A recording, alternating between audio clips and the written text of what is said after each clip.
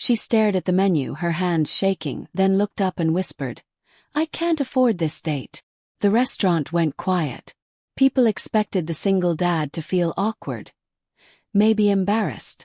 Instead, he did something no one saw coming. He smiled, pulled out a folded note from his pocket, and changed the meaning of that moment forever. What happened next didn't just save the date. It restored her dignity, moved strangers to tears, and proved that the richest people aren't the ones with the most money, but the most heart. The moment she said it, the entire table went quiet. I can't afford this date." Her voice wasn't loud.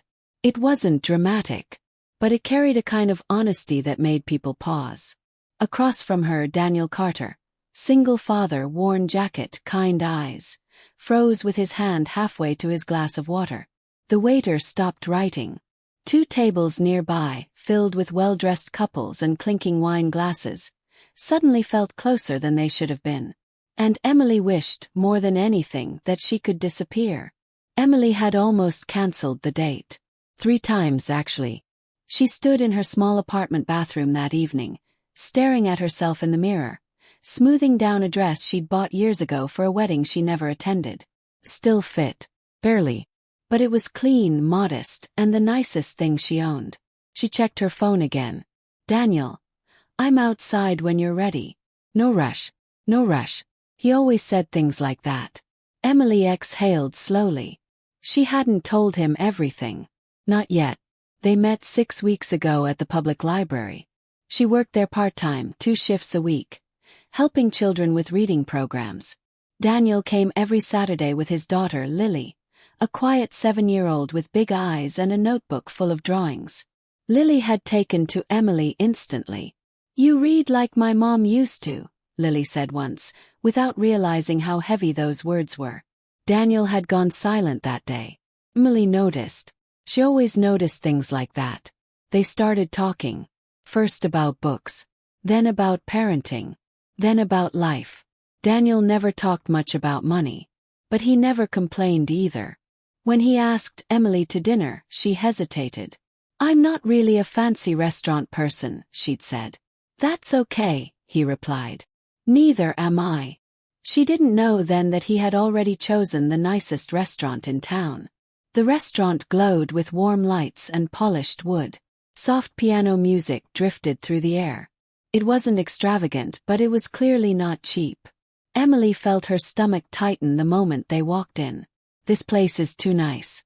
Daniel held the door for her and Lily, who had insisted on coming along because dates are scary and Dad needs backup. Emily smiled at Lily, but inside, panic bloomed. They were seated near the window. The menus were thick, heavy, the kind that didn't list prices next to the food, just descriptions that sounded expensive. Emily opened hers slowly. Pan-seared salmon, ribeye steak, artisan pasta. Her chest tightened. She flipped to the drink section. Even worse. She did the math in her head without meaning to. Rent, utilities, groceries, her mother's medication, the emergency fund that wasn't really a fund at all. She could maybe afford a salad. Maybe. Daniel noticed her silence. "You okay?" he asked gently. "Yes," she lied, smiling. "Just deciding." Lily leaned across the table. "Dad always takes forever too." Daniel chuckled. "Hey, I like to read." Emily forced a laugh. The waiter returned. "Are you ready to order?" Emily's mouth went dry. She looked at Daniel. He was relaxed, unaware. Lily was happily coloring on a kid's menu. And suddenly, Emily couldn't lie anymore. She set her menu down. "I need to say something," she said softly. Daniel looked up immediately. "What is it?" She swallowed. "I can't afford this date." The words hung in the air. Emily stared at the table, heat rushing to her face. She expected pity, or awkward reassurance, or worse, embarrassment. She'd practiced this moment in her head, but it still hurt. "I should have said something earlier," she continued quietly. I didn't want to seem difficult or ungrateful." The waiter shifted uncomfortably. Emily took a breath. "I think I should go." She reached for her purse. That's when Daniel did something no one expected. He smiled. Not a forced smile. Not an uncomfortable one. Calm, understanding smile. "Emily," he said, gently stopping her with his voice alone. "Thank you for telling me." She looked up, confused. "You didn't do anything wrong." The waiter cleared his throat. "I can come back later." "No," Daniel said kindly. "Please stay." Nearby diners were openly watching now. Daniel turned to Emily. "Can I tell you something?" She nodded. Daniel reached into his jacket pocket and pulled out a folded piece of paper. 'Twas worn. Priest. Clearly carried often. "I was a single dad long before I was ever okay," he said. His voice steady but quiet. "When Lily's mom passed away, everything fell apart. I lost my job. I sold my car. There were nights I pretended I wasn't hungry so she could eat." Emily's eyes filled with tears. "The first time I took Lily out to eat after that," he continued, "she looked at the menu and said, 'Dad, we can't afford this, can we?' The restaurant was completely silent now. I felt ashamed," Daniel said. "Not because I was broke, but because I thought being broke meant I was failing her." He unfolded the paper and slid it across the table to Emily. It was a handwritten note. "Budget. Numbers. Careful planning. I save for things that matter," Daniel said. "Not to impress people, but to share moments." Emily stared at the paper. "I invited you here," he said.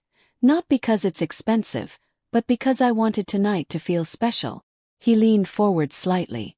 "But if this place makes you uncomfortable, we can leave. Right now. And I'd be just as happy eating sandwiches on a park bench." Emily laughed softly through tears. "But here's the part that matters," Daniel added, his voice firm now. "I never want you to feel small for being honest about money. Ever." For a moment no one spoke. Then something unexpected happened. The waiter sniffed quietly and wiped his eyes. A woman at a nearby table whispered, "That was beautiful." An older man raised his glass slightly in Daniel's direction. Emily covered her mouth, overwhelmed. "I'm sorry," she whispered. "I didn't mean to cause a scene." Daniel smiled. "You didn't." The manager approached the table. "I hope I'm not interrupting," he said. "But dinner tonight is on us." Daniel shook his head immediately. "That's not necessary." The manager smiled. "It's not charity. It's respect." Emily looked around. People were smiling. Not judging. Not whispering. For the first time in a long time, she didn't feel ashamed. Daniel turned back to her. "So," he said lightly, "salmon or sandwiches?" She laughed, really laughed. "Salmon," she said. "But only if Lily gets dessert." Lily cheered. "Best date ever." As they ate, Emily felt lighter. Conversation flowed easily. Stories. Laughter. Lily showing her drawings. But there was something Emily didn't know. Earlier that week, Daniel had almost cancelled the date too. Not because of money but fear. He hadn't dated since his wife died. He worried he'd never be enough. That his past would scare someone away. But when Emily had said, "I can't afford this date," something shifted. It wasn't rejection. It was trust. And Daniel knew right then that this wasn't just a date. It was the beginning of something real. When they walked out of the restaurant, the night air felt warm. Emily paused. "Thank you," she said, "for what you did back there." Daniel shrugged gently. "Thank you for being brave enough to say the truth." Lily grabbed Emily's hand. "Are you coming to the library on Saturday?" she asked. Emily smiled. "Of course." Daniel looked at her, hopeful but patient. "This doesn't have to be fancy," he said. "Just honest." Emily nodded. "Honest sounds perfect." As they walked away together, no one noticed the price of the meal. But everyone remembered the moment. Because sometimes the most stunning thing you can do in a crowded restaurant is choose kindness over pride, and honesty over fear, and love over money.